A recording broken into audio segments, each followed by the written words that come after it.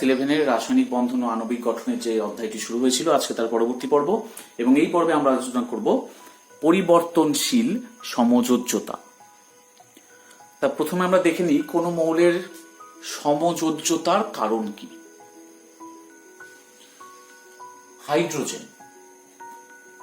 হাইড্রোজেনের পরমাণু ক্রমাঙ্ক 1, অর্থাৎ ইলেকট্রন বিন্যাস কি হবে 1s1, অর্থাৎ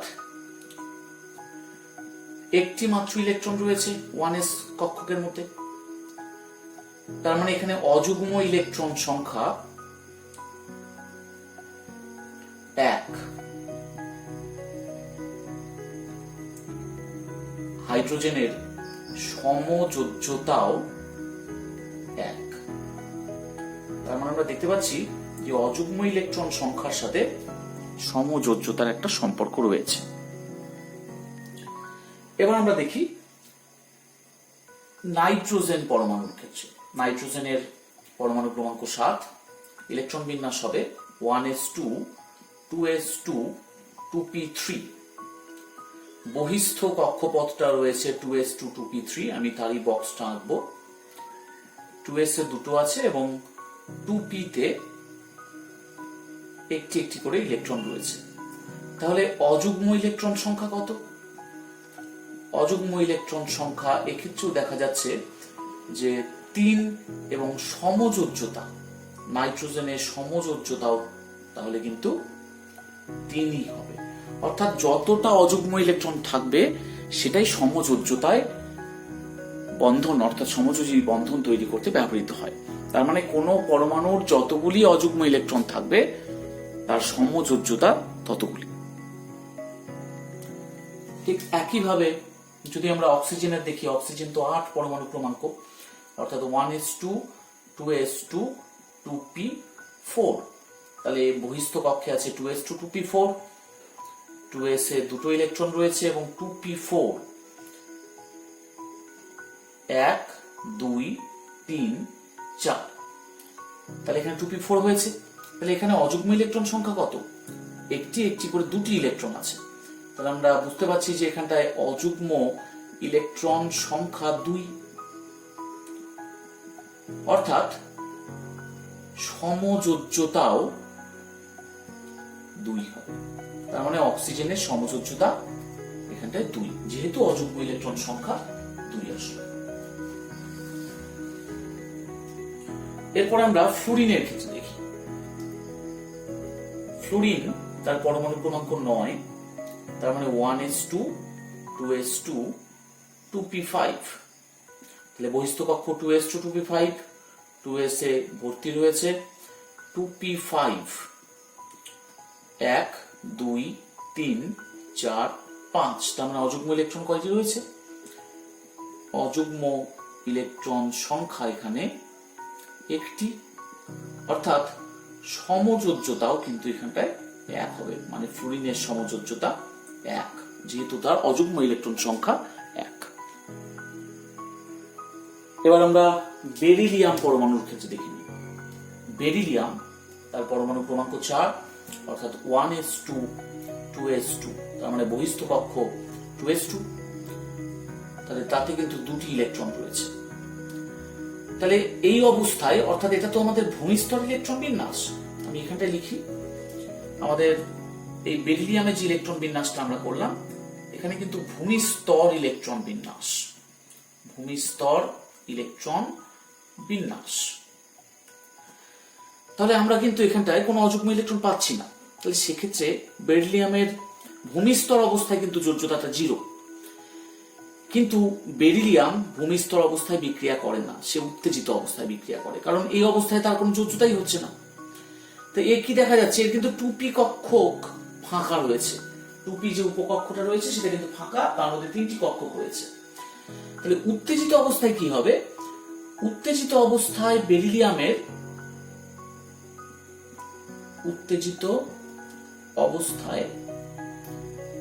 বেরিলিয়ামের যে 2s কক্ষকটি রয়েছে সেখান থেকে কিন্তু একটি ইলেকট্রন 2p কক্ষপথে চলে যাবে।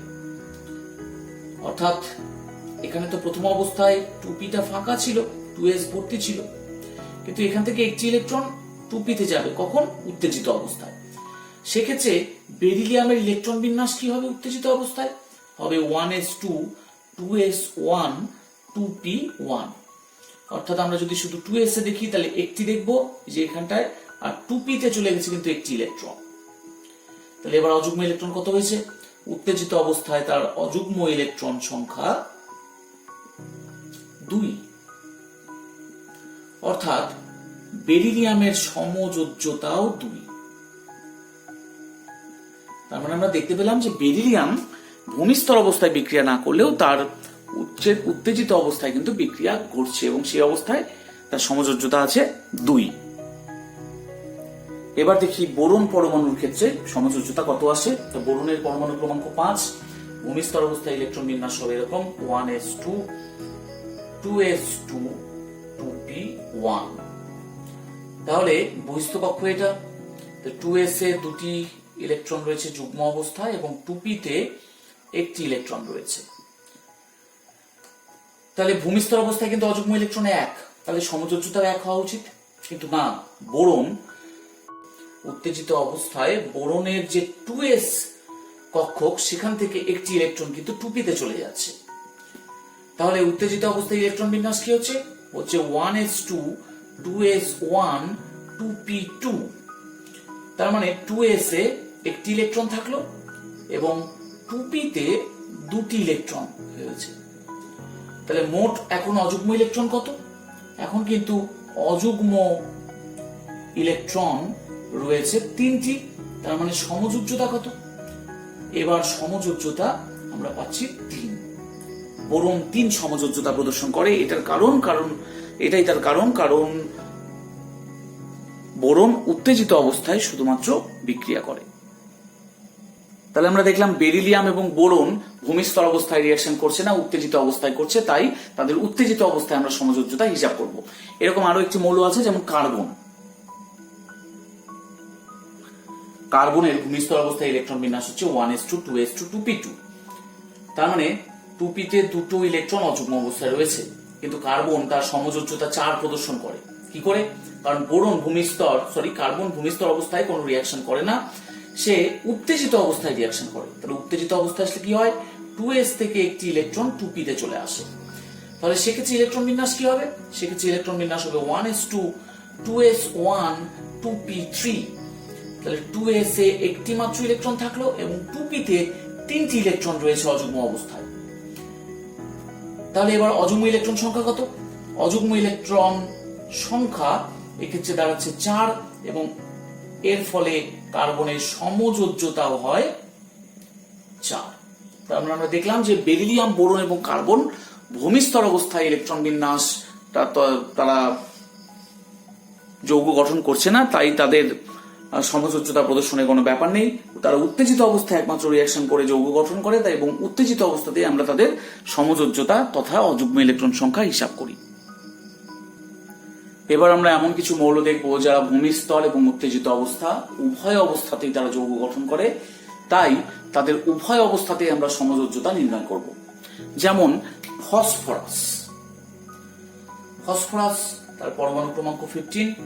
অর্থাৎ আমরা এইভাবে ইলেকট্রন বিন্যাস লিখতে পারি 1s2 2s2 2p6 3s2 3p3।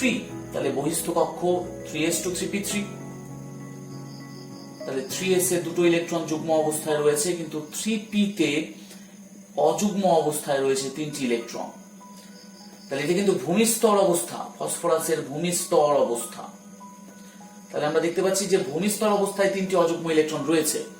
তার মানে যেহেতু অযুগ্ম ইলেকট্রন সংখ্যা এখানটায় 3, তাহলে এই ভূমিস্তর অবস্থায় সমযোজ্যতাও দাঁড়াবে 3।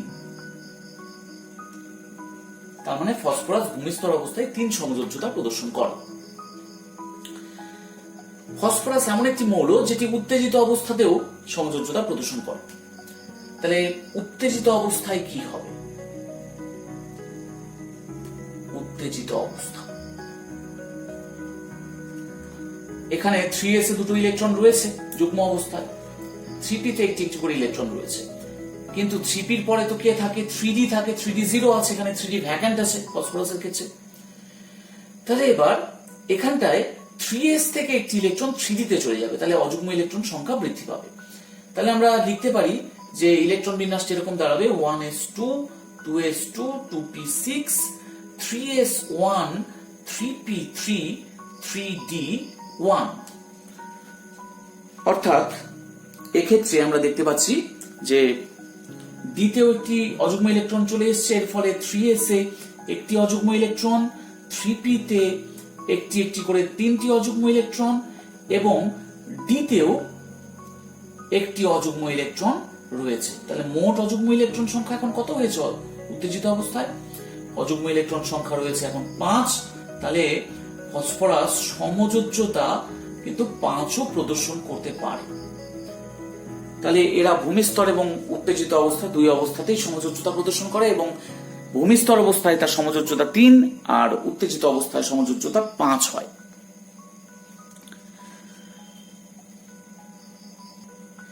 এবার এখান থেকে এরকম একটা কোশ্চেন আসতে পারে যে নাইট্রোজেন শুধুমাত্র NCl3 তৈরি করে, কিন্তু ফসফরাস PCl3 এবং PCl5 উভয় যৌগই গঠন করে কেন? আমরা এখানে প্রশ্নটা লিখে নিলাম যে নাইট্রোজেন শুধুমাত্র NCl3 গঠন করে, কিন্তু ফসফরাস PCl3 এবং PCl5 উভয় যৌগই গঠন করে। তা ফসফরাস কেন করে? ভূমিস্তর অবস্থায় তার অযুগ্ম ইলেকট্রন ছিল 3, তাই সমযোজ্যতা 3 করেছে, অর্থাৎ সে কিন্তু এখানটায় PCl3 গঠন করতেই পারে। আবার তার একটি ভ্যাকান্ট 3d অরবিটাল ছিল, ভ্যাকান্ট 3d উপকক্ষ ছিল। উত্তেজিত অবস্থায় 3s থেকে একটি ইলেকট্রন সে ভ্যাকান্ট 3d উপকক্ষে চলে আসে, তার ফলে অযুগ্ম ইলেকট্রন সংখ্যা বৃদ্ধি পায় এবং সমযোজ্যতাও 5 হয় এবং এই অবস্থায় সে কিন্তু PCl5 গঠন করে। তাই নাইট্রোজেনের ক্ষেত্রে কি অসুবিধা? নাইট্রোজেনের ইলেকট্রন বিন্যাসটা আমরা আরেকবার দেখে নিই। 1s2 2s2 2p3। তাহলে এখানে ছিল 3p3, কিন্তু তারপরে 3d জিরো ছিল উত্তেজিত অবস্থায়, 3s থেকে একটি ইলেকট্রন 3d তে যাচ্ছিল। কিন্তু এখানে 2p এর পরে 2d কিন্তু হতে পারে না, 2d এর অস্তিত্ব নেই। কেন নেই? কারণ 2d মানে n এর মানটা 2, n এর মান যদি 2 হয় তাহলে l এর কি মান হতে পারে? l এর মান 0 এবং 1 হতে পারে,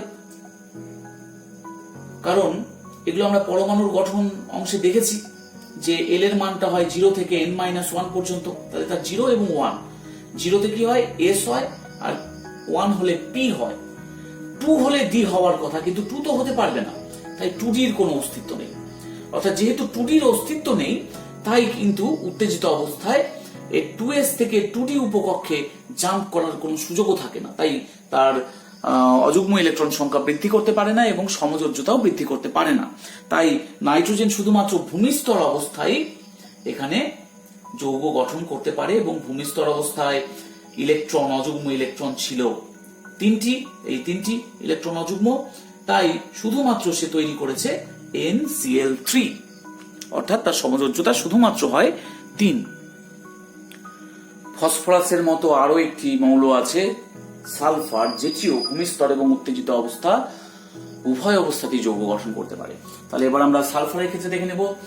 সালফার 16, তার মানে সালফারের ইলেকট্রন বিন্যাস হবে 1s2 2s2 2p6 3s2 3p4। তাহলে 3s2 3p4, 3s এ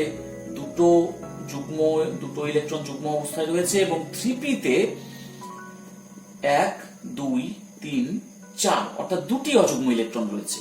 এখানে কিন্তু অযুগ্ম ইলেকট্রন মাত্র 2টি রয়েছে। তাহলে অযুগ্ম ইলেকট্রন যদি 2 থাকে তাহলে সমযোজ্যতা কত হবে? এই অবস্থায় সমযোজ্যতা হবে 2। তার মানে এটা কি অবস্থা? এটা কিন্তু ভূমিস্তর অবস্থায় ইলেকট্রন বিন্যাস, এটা সালফারের ভূমিস্তর অবস্থায় ইলেকট্রন বিন্যাস। তাহলে আমরা এখানে সমযোজ্যতা 2 পাচ্ছি, কিন্তু এরও তো 3d জিরো আছে, অর্থাৎ 3d উপকক্ষ ফাঁকা রয়েছে। তার মানে সে কিন্তু ইলেকট্রনটা এখান থেকে 3s বা 3p উপকক্ষ থেকে 3d তে নিয়ে যেতেই পারে। তাহলে আমরা দেখে নিই যে উত্তেজিত অবস্থায় কি হয়। উত্তেজিত অবস্থা, তা আমি এখানটায় উত্তেজিত অবস্থা আবার দু রকমের দেখাবো। প্রথমে আমি লিখছি প্রথম উত্তেজিত অবস্থা, ফার্স্ট এক্সাইটেড স্টেট। এখানে কোথা থেকে যাবে, 3p তে দেখো জোড়া ছিল একটি ইলেকট্রন, সেখান থেকে একটি কিন্তু 3d তে চলে যাবে। তাহলে ইলেকট্রন বিন্যাস কি হবে, এই পর্যন্ত তো একই রকম হবে, 3s2 3p3 3d1 হবে, অর্থাৎ বহিস্থ কক্ষটা এরকম হবে। তার মানে বোঝা যাচ্ছে যে 3s এ এক জোড়া রয়েছে যুগ্ম ইলেকট্রন, 3p তে একটি একটি করে 3টি ইলেকট্রন রয়েছে অযুগ্ম, এবং একটি ইলেকট্রন চলে গেছে ভ্যাকান্ট 3d উপকক্ষে। তাহলে এখন অযুগ্ম ইলেকট্রন সংখ্যা কত, এখন অযুগ্ম ইলেকট্রন সংখ্যা কিন্তু 4।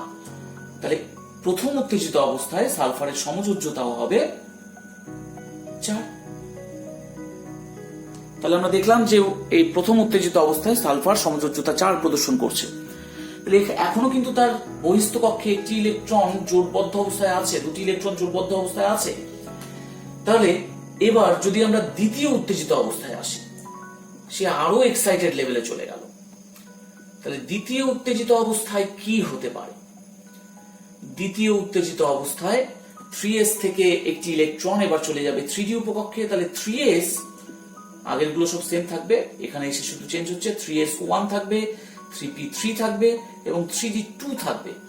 তাহলে 3s বক্সের মধ্যে একটি ইলেকট্রন, 3p এখানে থাকবে একটি একটি করে 3টি ইলেকট্রন, এবং 3d এখানে 2টি ইলেকট্রন অবস্থান করবে।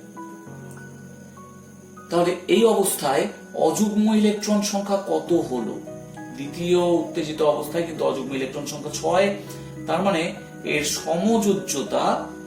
সমযোজ্যতাও হবে 6। তাহলে আমরা দেখলাম যে সালফার 2, 4 এবং 6 এই 3 ধরনেরই সমযোজ্যতা প্রদর্শন করতে পারছে। এবার একটি প্রশ্ন আমি লিখলাম যে অক্সিজেন শুধুমাত্র H2O গঠন করে, ওয়েভ 4 বা ওয়েভ 6 গঠিত হয় না, কিন্তু সালফার H2S, SF4, SF6 সকল যৌগই গঠন করে, ব্যাখ্যা করো। তাই যে সালফারটা আমি আগে বলে নিই, সালফারের কিন্তু সমযোজ্যতা 2 হতে পারে, 4 হতে পারে, 6 হতে পারে। 2 যদি হয় তার মানে সে H2S গঠন করবে, এখানে 2 যোজ্যতা আছে। 4 যদি হয় তাহলে সে SF4 গঠন করবে, এবং 6 যদি হয় তাহলে সে SF6 ও গঠন করবে।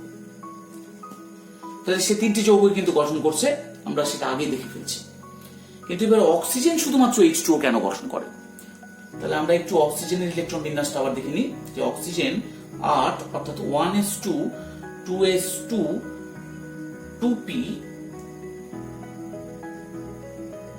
এখানে হচ্ছে 2p4 2p4। তাহলে এখানে কিন্তু 3s2 3p4 ছিল, তারপরে 3d ভ্যাকান্ট ছিল, এই ভ্যাকান্ট থাকার জন্যই সে উত্তেজিত অবস্থায় গেছে। কিন্তু এখানে 2d এর তো অস্তিত্ব নেই, তাহলে 2d হতে পারে না, তাহলে 2d কিন্তু এখানটায় হতে পারেই না, 2d 0 বা 2d নেই। তাহলে এখানে জাস্ট বাইরের কক্ষপথে কি আছে, দুটো এস এ দুটো ইলেকট্রন রয়েছে যুগ্ম অবস্থায়, এবং পি তে 4টি ইলেকট্রন রয়েছে এইভাবে। তার মানে এখানে অযুগ্ম ইলেকট্রন সংখ্যা কিন্তু 2 এবং সমযোজ্যতা শুধুমাত্র 2, তাই সে শুধুমাত্র H2O গঠন করে।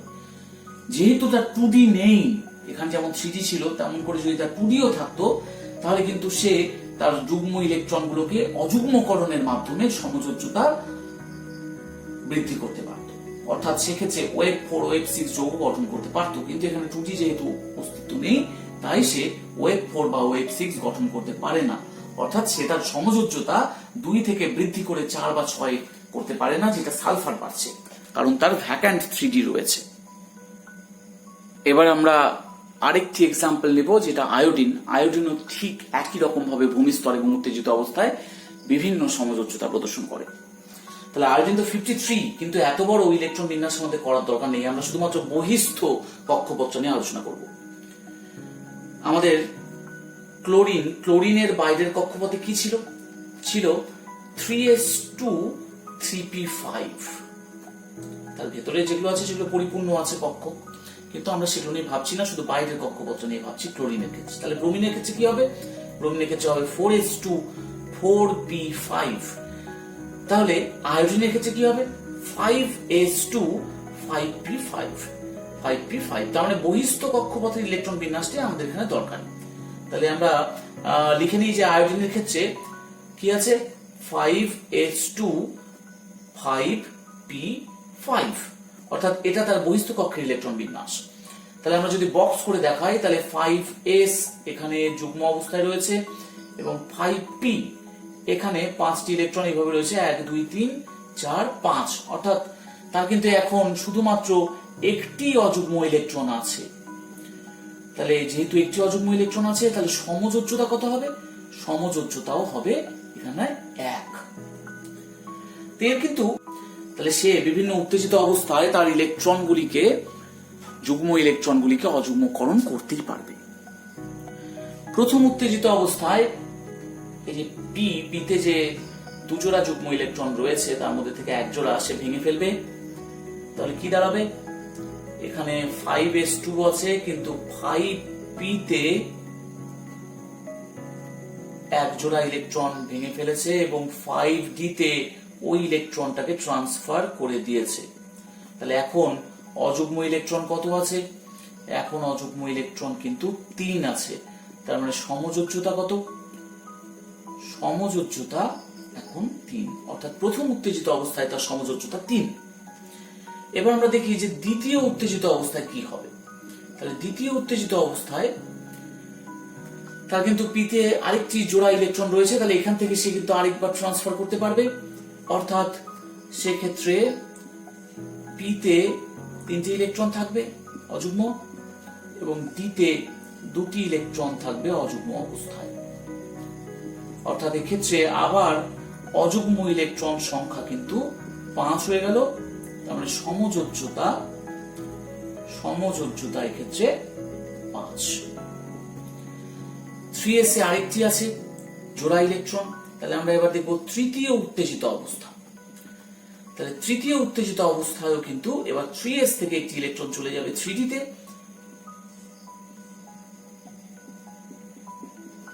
তাহলে তার অযুগ্ম ইলেকট্রন কত হচ্ছে? অযুগ্ম ইলেকট্রন এখান থেকে চলে যাওয়ার জন্য এখানে এবার মোট অযুগ্ম ইলেকট্রন হচ্ছে 7, অর্থাৎ তার সমযোজ্যতা এখন হবে 7। তার মানে আমরা দেখলাম যে আয়োডিন 4 ধরনের সমযোজ্যতা করছে, একটা 1, একবার 3, একবার 5 এবং একবার 7। তাহলে 4 ধরনের সমযোজ্যতা প্রদর্শন করে আয়োডিন। এতক্ষণ আমরা দেখলাম সমযোজ্যতা এবং পরিবর্তনশীল সমযোজ্যতা। এবার আমরা দেখব অষ্টক সূত্র এবং তার ব্যতিক্রম।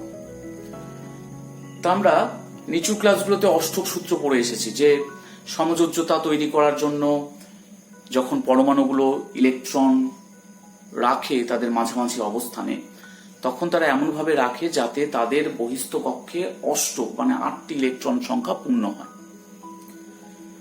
তবে আমরা এবার দেখে নেব যে অষ্টক তৈরি না হলেও, অষ্টক পূরণ না হলেও বিভিন্ন যৌগ তৈরি হতেই পারে। এগুলোকে আমরা ব্যতিক্রমের মধ্যে ফেলতে পারবো। তার মানে আমরা দেখতে পাবো যে অষ্টক নিয়মটাই সবকিছু নয়, যে সেই নিয়মটা সম্পূর্ণভাবে সমস্ত মৌলগুলি মেনে নিয়ে যৌগ গঠন করবে এমনটা নাও হতে পারে। অষ্টক সূত্রের ব্যতিক্রম লক্ষ্য করা যায়। যেমন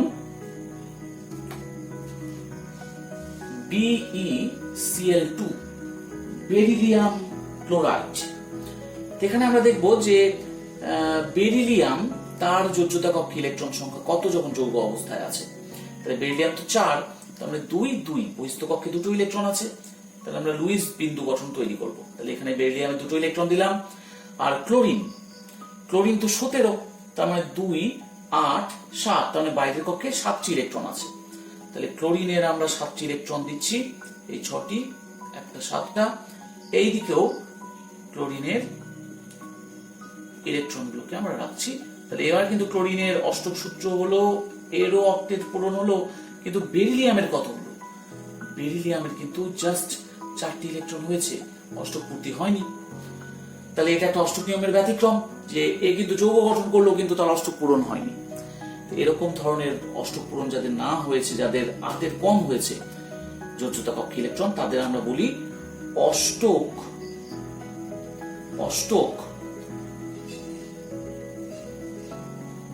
সংকোচন, অর্থাৎ বেরিলিয়াম ক্লোরাইড অষ্টক সংকোচনের একটি এক্সাম্পল। এবার আসি বোরন ট্রাইফ্লোরাইড। তো বোরনের পরমাণু ক্রমাঙ্ক 5, অর্থাৎ 2, 3, বহিস্থ কক্ষে তার 3টি ইলেকট্রন রয়েছে। আমরা লুইস বিন্দু গঠন তৈরি করব। বোরনের 3টি ইলেকট্রনকে এখানে রাখলাম। ফ্লুরিনেরও বাইরের কক্ষে 7টি ইলেকট্রন রয়েছে, কারণ ফ্লুরিন 9, 2, 7, তাই 7টি ইলেকট্রন রয়েছে। তাহলে আমরা 7টি ইলেকট্রনকে মাঝামাঝি জায়গায়, 7-এর মধ্যে একটিকে মাঝামাঝি জায়গায় রাখছি।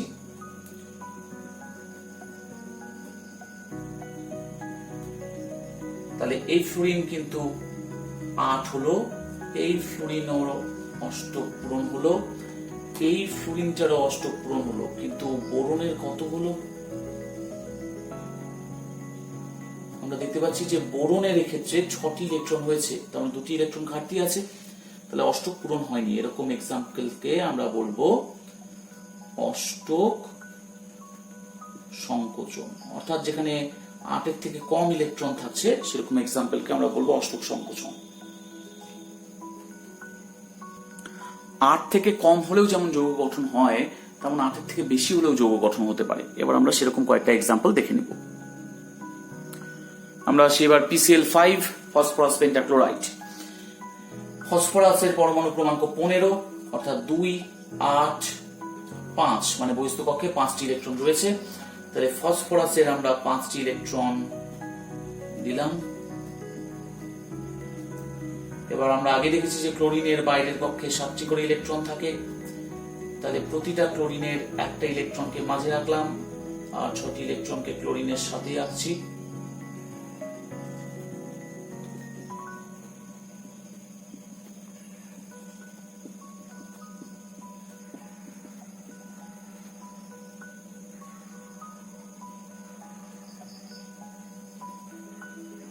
তাহলে এই ক্লোরিনেরও 8টা হলো, এই ক্লোরিনের 8টা হলো, এই ক্লোরিনের 8টা হলো, এই ক্লোরিনের 8টা হলো, এই ক্লোরিনেরও 8টা হলো।